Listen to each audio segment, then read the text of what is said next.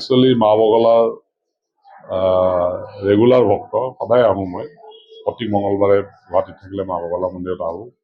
আজি এটা খুব পবিত্ৰ দিন। আজি আমাৰ তৃতীয় পৰ্যায়ৰ ভোটগ্ৰহণ চলি আছে। এতিয়া মই ৰাতিপুৱা পূজা ভাগ কৰিব আহিছোঁ ইয়াতে। পূজাৰ পিছতে মই ভোট দিবলৈ যাম। আৰু ইয়াত যথেষ্ট ভক্ত আহে, প্ৰতি মঙলবাৰে মই আহোঁ। এইটো এতিয়া ভাৰতবৰ্ষৰ এটা বহুত উন্নত আৰু বহুত সকলোৱে জনাজাত এটা তীৰ্থস্থান। ইয়াত দেশ বিদেশৰ মানুহ বহুত আহে। ভাৰতবৰ্ষৰ বিভিন্ন জিলাৰ মানুহ আহে, বেলেগ দেশৰ পৰা আহে। আৰু ইয়াত আহি খুব ভাল লাগে মোৰ।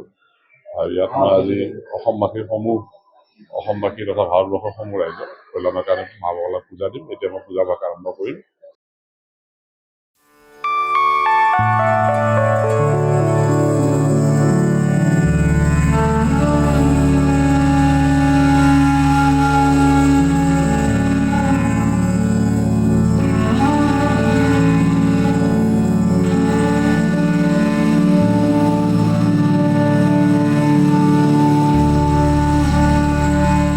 মই একচুৱেলি মা বগলাৰ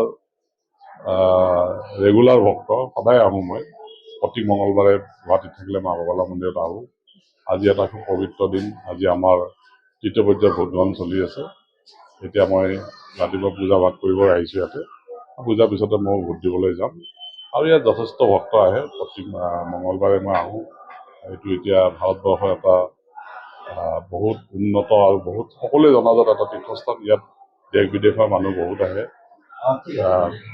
ভাৰতবৰ্ষৰ বিভিন্ন জিলাৰ মানুহ আহে, বেলেগ দেশৰ পৰা আহে। আৰু ইয়াত আহি খুব ভাল লাগে মোৰ। আৰু ইয়াত মই আজি অসমবাসী তথা ভাৰতবৰ্ষৰ সমূহ ৰাইজক কল্যাণৰ কাৰণে মা বগলাক পূজা দিম। এতিয়া মই পূজা ভাগ আৰম্ভ কৰিম।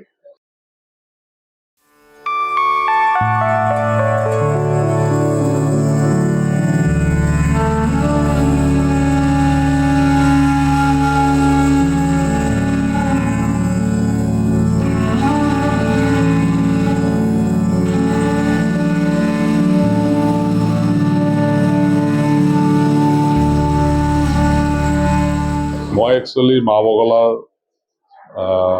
ৰেগুলাৰ ভক্ত, সদায় আহোঁ মই। প্ৰতি মঙলবাৰে গুৱাহাটীত থাকিলে মা বগলা মন্দিৰত আহোঁ। আজি এটা খুব পবিত্ৰ দিন। আজি আমাৰ তৃতীয় পৰ্যায়ৰ ভোটগ্ৰহণ চলি আছে। এতিয়া মই ৰাতিপুৱা পূজা ভাগ কৰিব আহিছোঁ ইয়াতে। পূজাৰ পিছতে মই ভোট দিবলৈ যাম।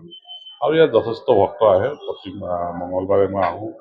এইটো এতিয়া ভাৰতবৰ্ষৰ এটা বহুত উন্নত আৰু বহুত সকলোৱে জনাজাত এটা তীৰ্থস্থান। ইয়াত দেশ বিদেশৰ মানুহ বহুত আহে।